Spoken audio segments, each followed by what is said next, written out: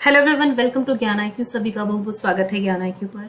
और आज की video specially for the BEd candidates, उन बीएड कैंडिडेट्स के लिए है वीडियो जो बेसिकली अब पीआरटी की रेस से बाहर हो चुके हैं। देखिए, ये बोलते हुए मुझे बहुत दुख हो रहा है, लेकिन जो फाइनल वर्डिक्ट है सुप्रीम कोर्ट का वो आ चुका है। अब इस मैटर पर बहुत सारी चीज़ें चल रही हैं, काफ़ी बच्चे बहुत ज़्यादा निराश भी हैं और कई बच्चे होपलेस हो चुके हैं क्योंकि उनको लगता है कि अब शायद ज़िंदगी ख़त्म हो गई है। तो मुझे बड़ा अफसोस हुआ ये सब देखकर और सुनकर कि किस किस तरह की बातें सामने आ रही हैं और कुछ बच्चे किस तरह के डिसीजन लेने को अब मजबूर हो रहे हैं। So I request all the BEd candidates, all the BEd aspirants जिन्होंने भी बीएड की हुई है और जिन्होंने वेरियस एग्जाम्स भरे हुए हैं, स्पेशली केवीएस का एग्जाम जो है आप लोगों ने फिल किया हुआ है या फिर आपने किसी और एग्जाम को फिल किया हुआ है, और अगर आपको ऐसा लगता है कि आपकी ज़िंदगी यहीं पर ख़त्म हो गई है तो प्लीज़ ऐसा मत सोचिए। ओके, अब बात आती है सुप्रीम कोर्ट के फैसले की। तो देखिए, यहाँ पे आपको एक चीज़ को समझने की ज़रूरत है। बिल्कुल मैं ये कहूँगी कि समझने की ज़रूरत है। वैसे ये जो वर्डिक्ट आया है, जो इस नोटिफिकेशन को, एनसीटी के नोटिफिकेशन को जो रद्द कर दिया गया है और बीएड को बाहर कर दिया गया है, ये बिल्कुल एक्सपेक्टेड था। एक्सपेक्टेड इसीलिए था, मैं आपको दो तीन चीजें बताऊंगी। मैं सारा ये पूरी जो पीडीएफ आपके पास काफी सर्कुलेट हो चुकी होगी, अगर आप इसको डीपली पढ़ेंगे तो समझ भी आ गया होगा आपको। लेकिन जो मेन मुख्य मुद्दा था वो मैं आपको क्लियरली बता दूं। देखिए, जो भी हमारी गवर्नमेंट होती है, अगर वो कोई लॉ लेकर आती है, ठीक है, कोई भी कानून लेके आती है, तो वो कॉन्स्टिट्यूशन के अकॉर्डिंग होना चाहिए। और 1973 के केशवानंद भारती केस में क्लियर कट कहा गया था कि केंद्र सरकार या कोई भी सरकार कोई बिल या कानून लेके आती है तो संविधान की मूल भावना के वो अगेंस्ट नहीं हो सकता है। अगर वो मूल भावना के अगेंस्ट होगा तो सुप्रीम कोर्ट वहां पर इंटरफेयर करेगा और वो उस कानून को रद्द कर सकता है। अब हुआ क्या इस पिटीशन में कि राइट टू एजुकेशन एक्ट जो है वो एक फंडामेंटल राइट है, और फंडामेंटल राइट जो है वो मूल संरचना का पार्ट होते हैं। देखिए, जैसे धर्मनिरपेक्षता मूल संरचना का पार्ट है कॉन्स्टिट्यूशन का, इसी तरह से फंडामेंटल राइट जो है मूल संरचना के अंतर्गत आते हैं। और ऐसी चीज के अंतर्गत जब आप बेसिकली कॉन्स्टिट्यूशन की भावना के खिलाफ अगर कोई एक्ट बनता है तो उसको रद्द किया जाना 100% श्योर होता है। अब हुआ यहाँ पे ये कि क्योंकि केवीएस के द्वारा लगातार ये डिमांड जा रही थी कि उनको प्रॉपर कैंडिडेट्स नहीं मिलते हैं बेसिकली प्राइमरी टीचर के लिए, क्योंकि केवीएस में जो है हिंदी और इंग्लिश कंपलसरी है, हिंदी और इंग्लिश लैंग्वेज का आपको ज्ञान होना चाहिए। तो केवीएस हमेशा से ये कहता रहा है कि उन्हें शॉर्टेज ऑफ प्राइमरी टीचर देखने को मिलते हैं, क्योंकि कुछ ही रीजन से बच्चे फॉर्म भरते हैं और जो भरते हैं उसमें से ज्यादातर बीएड वाले होते हैं। ये जो आपका प्राइमरी टीचर के लिए कोर्स होता है कुछ ही स्टेट्स में होता है और कुछ ही स्टेट्स वाले लोग जो इसको प्रेफर करते हैं, इसी वजह से उनको कैंडिडेट नहीं मिलते। 50% के करीब वैकेंसीज उनकी फिल हो पाती हैं। तो केवीएस ने लेटर लिखा मिनिस्ट्री को, ह्यूमन रिसोर्स मिनिस्ट्री को, जिसको आज हम एजुकेशन मिनिस्ट्री कहते हैं, और मिनिस्ट्री ने एनसीटी पर दबाव बनाया कि वो इसको कंसिडर करें और एक नोटिफिकेशन निकाले। हालांकि एनसीटी का 2010 का जो नोटिफिकेशन था वो क्लियर कट बीएड को इनएलिजिबल मानता है, मतलब वो उनको एलिजिबल नहीं मानता था। लेकिन 2018 में एनसीटी ने फिर से एक गाइडलाइन जारी की जिसके अकॉर्डिंग बीएड्स को एलिजिबल कर दिया गया प्राइमरी टीचर के लिए। अब इसके खिलाफ हाई कोर्ट में गया मामला, फिर सुप्रीम कोर्ट में आया। अब रिट जारी हुई है प्रॉपर फंडामेंटल राइट्स के खिलाफ। अगर वॉयलेशन होता है तो आप रिट्स जारी कर सकते हैं, और उन रिट्स का फाइनली फैसला जो है इनके अगेंस्ट में ही गया है एनसीटी के। और गवर्नमेंट, सुप्रीम कोर्ट का एक क्लियर कट कहना है कि जब एनसीटी ने ये 2018 वाला ऑर्डर निकाला तो इसमें गवर्नमेंट का इंटरफेयर हुआ।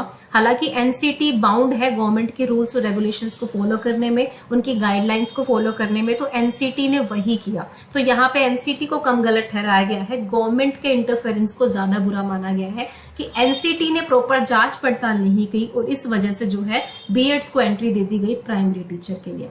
देखिए, अगर आप ठंडे दिमाग से सोचेंगे तो सुप्रीम कोर्ट को ये फैसला लेना ही था, क्योंकि 1st to 5 के लिए जो एलिजिबिलिटी होती है, जो क्वालिफिकेशन चाहिए क्वालिटी एजुकेशन के लिए, वो उसके लिए एक 2 साल का कोर्स बनाया गया है जो जरूरी होता है। बीएड जो है वो हायर सेकेंडरी एजुकेशन के लिए बने हैं और सेकेंडरी के लिए बने हैं। तो बेसिकली अब यहाँ पे आप सबको ये उम्मीद होगी कि अब केवीएस का क्या। देखिए, केवीएस का जो नोटिफिकेशन आया था उसके अकॉर्डिंग बीएड्स जो है वो एलिजिबल थे। आप लोगों ने एग्जाम दिए, आप लोगों का स्कोर भी बहुत अच्छा रहा होगा। आई एम नॉट मतलब मैं डाउटफुल नहीं हूँ, डेफिनेटली बीएड वाले बहुत सारे कैंडिडेट होंगे जिनका स्कोर बहुत अच्छा है और वो इस इंतजार में होंगे कि केवीएस का भी रिजल्ट आएगा और उनका सिलेक्शन हो जाएगा। बट अनफॉर्चुनेटली इसके इस जजमेंट के आ जाने से अगर केवीएस आपको एलिजिबल मान भी लेता है इसके अगेंस्ट में, तो भी आप मान लीजिए कि एक केस अगेंस्ट इसके फाइल हो जाएगा और उस केस का रिजल्ट भी उन्हीं के हक में आएगा, प्राइमरी वालों के हक में। तो मैं बस इतना कहना चाहती हूँ कि यहाँ पे स्कोप जो है आपके लिए ना के बराबर हो गया है, लेकिन आप लोग जो लूज मतलब अपनी होप जो है वो लूज कर रहे हैं वो मत करिए, क्योंकि अगर आपको ऐसा लगता है कि प्राइमरी टीचर की ही वैकेंसी आपके लिए सब कुछ थी, तो ऐसा नहीं है। प्राइमरी टीचर की वैकेंसीज ज्यादा होती है क्योंकि प्राइमरी सेक्शन ज्यादा होते हैं, आप इस बात को समझिए। टीजीटी में सब्जेक्ट वाइज होते हैं, इसीलिए वहां पर वैकेंसी कम होती है। तो आप सभी जो है टीजीटी पीजीटी की तैयारी कीजिए। अगर आपने बीए प्लस बीएड कर लिया है, डेफिनेटली अगर आपने बीएड कर लिया है तो आप पीजीटी के लिए एमए या एमएससी वगैरह करके आप एलिजिबल हो सकते हैं। मैंने पहले भी आपको कहा था, एक वीडियो बनाई थी जिसमें मैंने ये कहा था कि आपका एजुकेशन में क्या क्या स्कोप है, कहाँ तक आप जा सकते हैं। तो प्लीज एंड प्लीज और भी वैकेंसीज पर ध्यान दीजिए। अभी DSSSB ने कुछ पीजीटीज की वैकेंसी निकाली है, टीजीटी स्पेशल एजुकेटर की भी वैकेंसी निकाली है, और अभी अपकमिंग वैकेंसीज आने वाली है टीजीटीज की भी, पीआरटीज की भी और पीजीटीज की ओर। ठीक है, तो होपफुल रहिए। डीएसएसबी भी निकाल रहा है, हरियाणा बोर्ड में भी निकाली जाती है टीजीटी पीजीटी की वैकेंसी, इवन आपके स्टेट्स में भी वैकेंसी निकलती है। तो ये तो बिल्कुल मत सोचिए कि अब ये आखिरी पड़ाव था और इसके बाद लाइफ में कुछ भी नहीं है। और डेफिनेटली आपने अगर केवीएस पीआरटी दिया है तो आपने टीजीटी पीजीटी भी दिया होगा। तो आप इतनी लूज जो वो होप जो है वो इतना लूज मत कीजिए कि कुछ बच्चे जो है बहुत सारे अजीब से मैसेजेस मैं देख रही थी फेसबुक पर भी, और एक मेल आया है मेरे पास कि अब उसमें क्या होगा या क्या नहीं होगा। देखिए गाइज, अब इन चीजों को, क्योंकि जो चीज अब आपके हाथ में नहीं है आप उसमें कुछ भी नहीं कर सकते हैं। बस आगे की तैयारी आप अपनी कर सकते हैं कि अगर आपने टीजीटी पीजीटी का एग्जाम दिया था अच्छा हुआ, वरना अपकमिंग डीएसएसबी वैकेंसीज का वेट कर लीजिए। जहां तक है 1-2 महीने के भीतर नोटिफिकेशन आपको देखने को मिल जाएगा।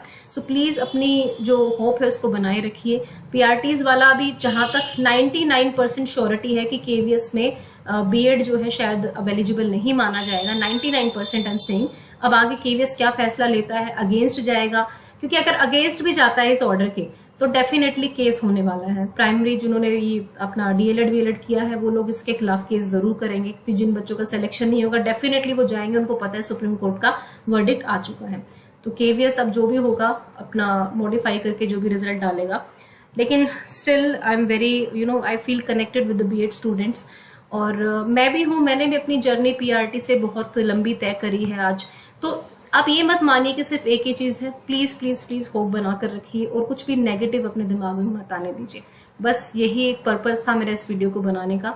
So please be hopeful for everything. And जो भी अपकमिंग वैकेंसीज हैं, डिफरेंट स्टेट्स में बहुत वैकेंसीज आती हैं, तो प्लीज आप उन पर फोकस्ड रहिए। कहीं भी शायद आपको अपना स्टेट छोड़कर जाना पड़ेगा, बट स्टिल जॉब कहीं ना कहीं आपको मिल जाएगी। लेकिन अगर आप अपने परिवार के बारे में पहले सोचिए कि आपको पाल पोस कर बड़ा करने में उन्होंने भी बहुत मेहनत की है, तो कोई नेगेटिव थॉट आप प्लीज मत लेकर आइए। It's my request, humble request. Thank you for watching ज्ञान IQ।